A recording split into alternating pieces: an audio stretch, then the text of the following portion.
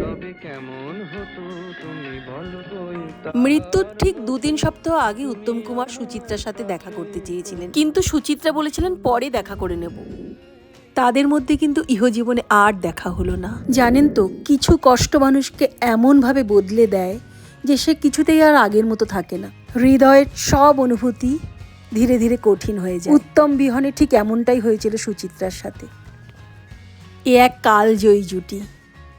জানেন তো, সময় বদলে যায়, মানুষও বদলে যায়, কিন্তু এই উত্তম সুচিত্রা জুটির ইকুয়েশন কোনো দিনও বদলাবার না। কারণ এখানে মানুষটাই যে চলে গেছেন আর রেখে গেছেন একরাশ সুন্দর স্মৃতি আর কিছু না বলা গল্প। আজকে আমরা জেনে নেব উত্তম কুমারের অনেক অজানা কথা।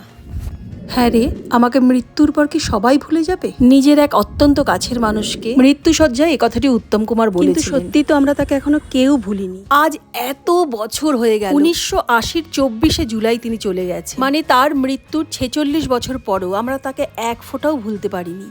ঠিক সেইভাবেই তিনি মনের মণিকোঠায় রয়ে গেছেন। তিনি যে সবার ভালোবাসার মানুষ।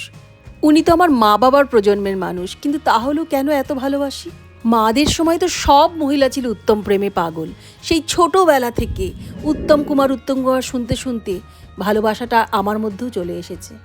সেই যে মা বাবার সাথে বসে বসে উত্তম কুমারের নানা রকম মুভি দেখা, সেগুলো তো আজও ভুলতে পারি না। না, এসব ভোলারও নয়, তিনি যে মহানায়ক।